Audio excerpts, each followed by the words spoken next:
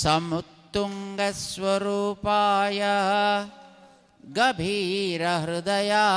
च कारुण्यामृतपूर्णाय भाष्यकाराय मङ्गलम् सर्वलोकशरण्याय विश्वविख्यातकीर्तये भद्रवेदीनिवासाय समतामूर्तये नमः। अष्टोत्तरशतश्रीमद्दिव्यदेशयुताय च रामानुजार्यवर्याय नित्यश्रीर्नित्यमङ्गलम् आश्रितत्राणदीक्षाय सीमातीतगुणाय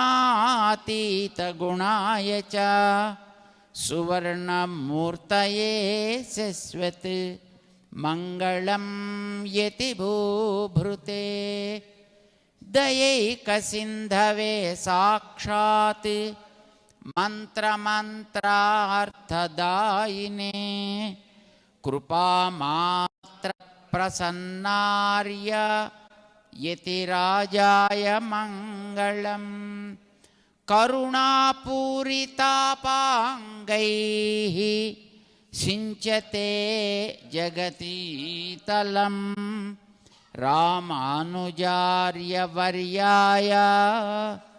भूयात् स्वस्ति निरन्तरम् नवग्रन्थप्रणेत्रे वै निधये सर्वदेहिनाम् औदार्यगुणपूर्णाय भाष्यकाराय मङ्गलम् दीनानां दलितानां च समोन्नत्यप्रदायिने महिलामानदायास्तु यतिराजाय मङ्गलम् शङ्खचक्रप्रदानेन वेङ्कटेशाय सादरम् तद्दत्ताचार्यभावाय भाष्यकाराय मङ्गलम्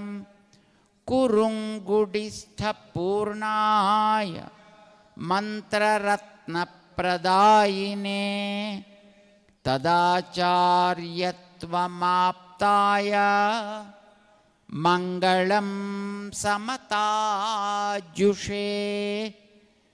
ज्ञानज्योतिः प्रदानेन लोकोज्जीवनकाङ्क्षया समतामूर्तिरूपेण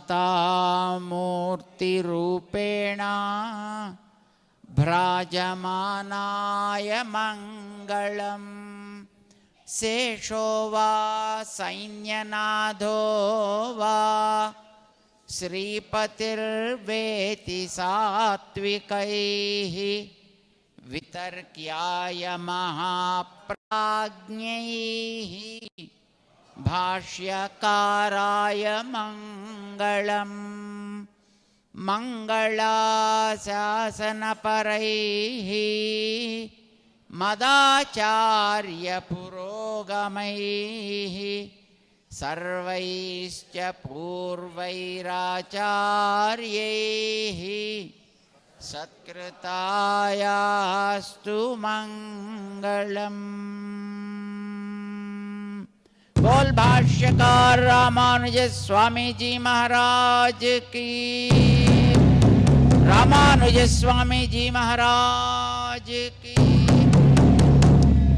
जयति यतिराज फणिराज अवतारमणि प्रबल पाषण्ड तमोहरण भानो विजयी भव दिग्विजयी भव। Hari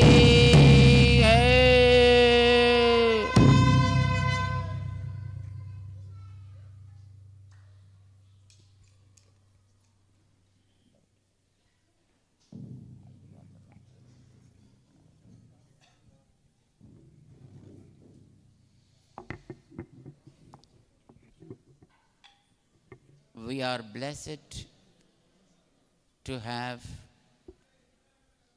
the darshanam of Acharya Ramanuja Swami.